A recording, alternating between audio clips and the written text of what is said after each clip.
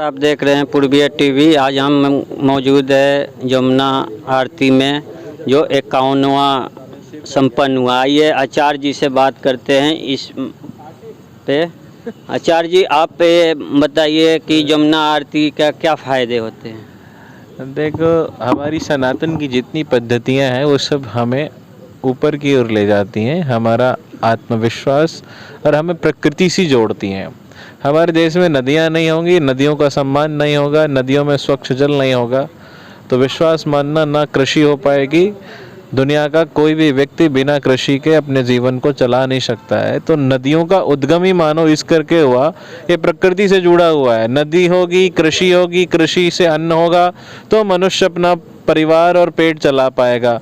इस करके जितने भी पहले हमारी सनातन ऋषि पद्धति में जितने भी बड़े नगर होते थे वो सब नदियों के किनारे बसाए जाते थे। जितने भी पुराने और ऐतिहासिक नगर हैं वो सब आप देखेंगे, कोई यमुना के तट पर बसा है, कोई गंगा माँ के तट पर बसा है, कोई सरस्वती माँ के तट पर बसा है।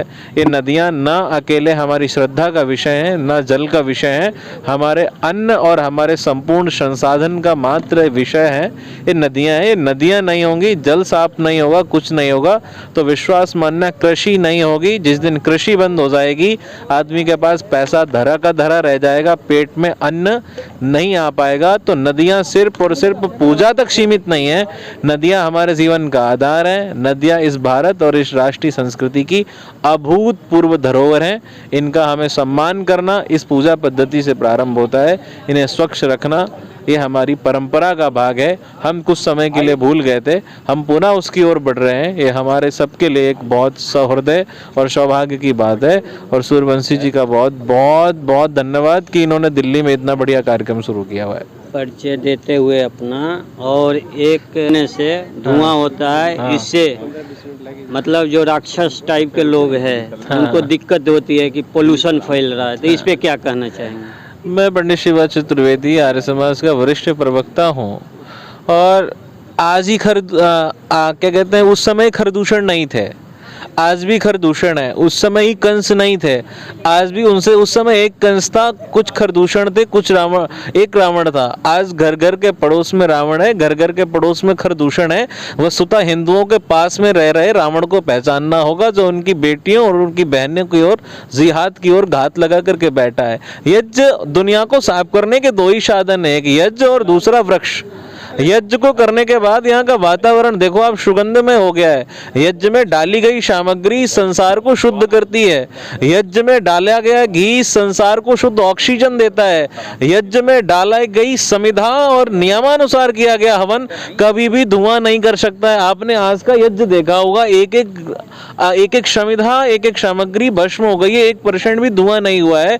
यदि यज्ञ को विधि पूर्वक किया जाए तो यह अनेकानेक अम्लीय वर्षा से बचाता है, अनेकानेक रोगों से बचाता है, अनेकानेक कई चिकित्साएं इससे होती है जो अग्नि चिकित्सा से की जाती है।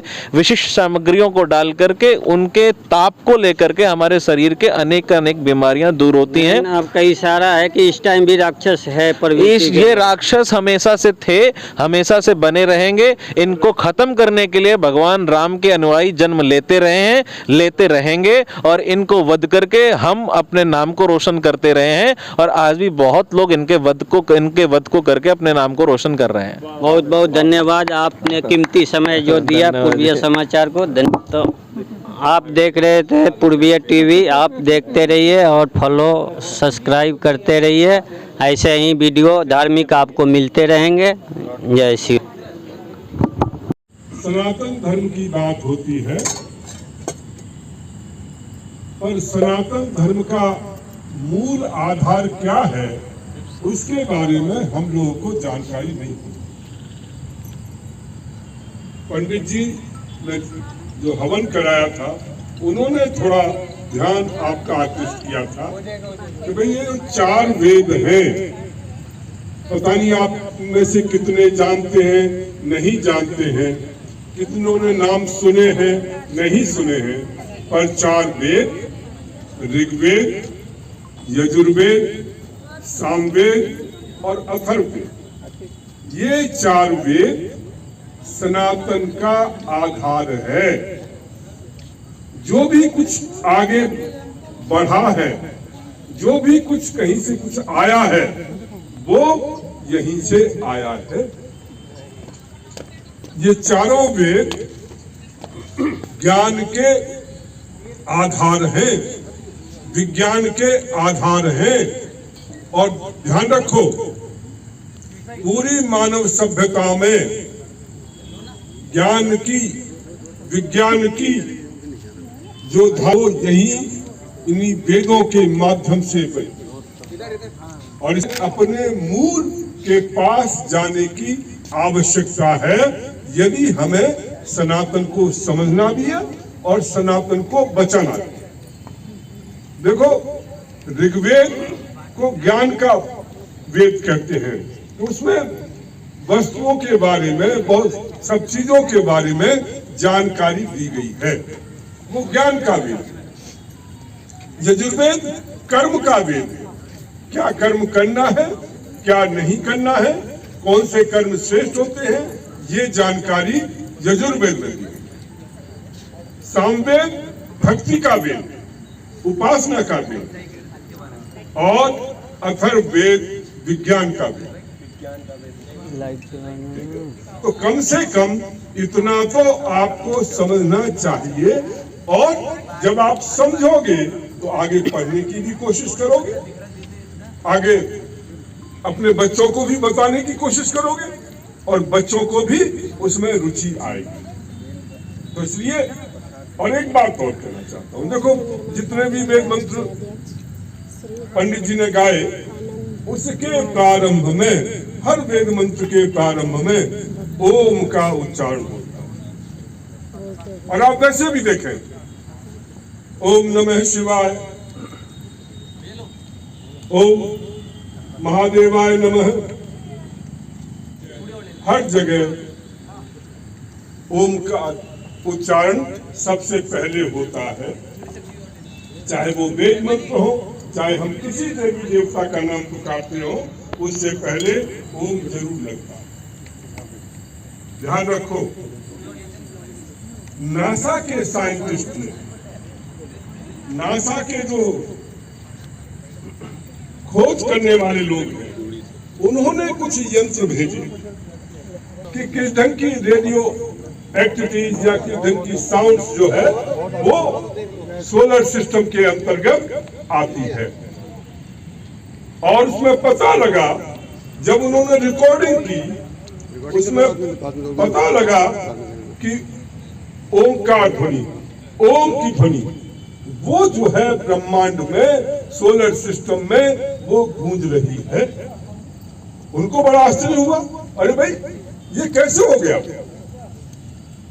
भाई हिंदू धर्म में ओम का उच्चारण किया जाता है, उन्हें कैसे पता था कि भाई ये ओंकार ध्वनि जो है वो केवल वैसे ही नहीं, पूरे ब्रह्मांड में वो ध्वनि जो है गूंज रही है। और उसको रिकॉर्ड उन्होंने, और आप नासा की वेबसाइट पर जाकर के इसका पूरा विवरण जो है आप देख सकते हैं।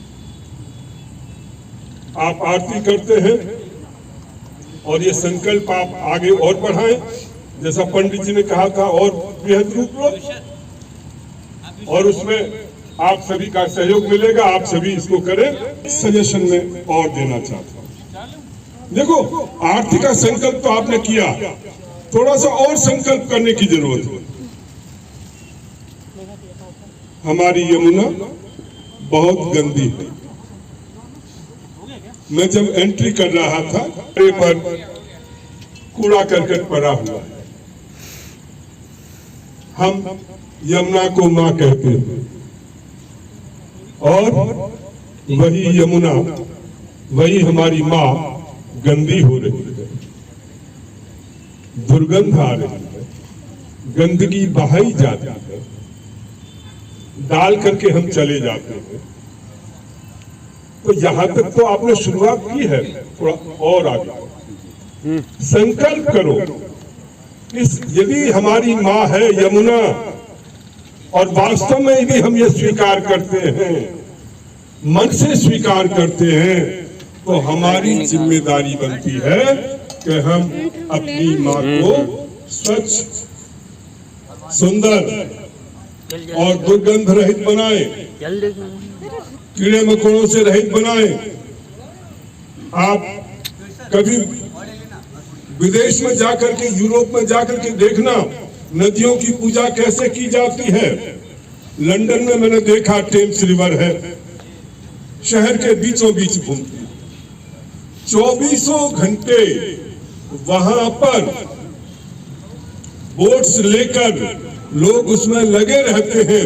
यदि एक पत्ता भी, कोई भी चीज उसमें गिरती है, तुरंत उसको निकाल दिया जाता है। उनके किनारों पर जाओ आप, ऐसा नहीं है कि वहां लोग नहीं रहते, दिल्ली से ज्यादा लोग रहते हैं।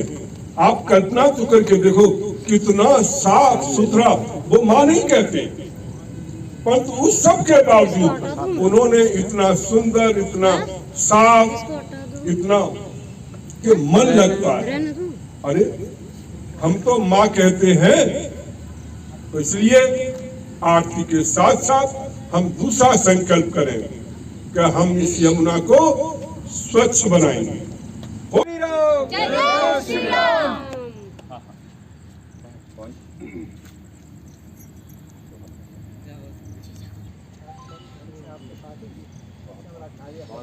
आइए बबलू जी।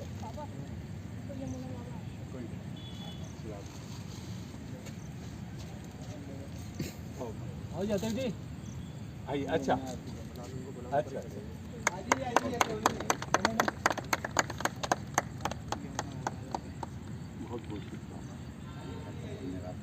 आप ही से सीखें ये संघर्ष करना। आपका चेला है, यहाँ तक आगे बढ़े है ना, आगे का और जर्नी रहेगा। फोटो खिंचा लीजिए। आपसे बहुत अभी प्रेरित हुए और करते रहें, है ना, आपसे सीखते रहेंगे। हाँ शुरुआत हो गया करो करो करो। सपना ये लाइए, तो इसमें ये कर दिए, डाल दिए हैं। आइए आइए चल।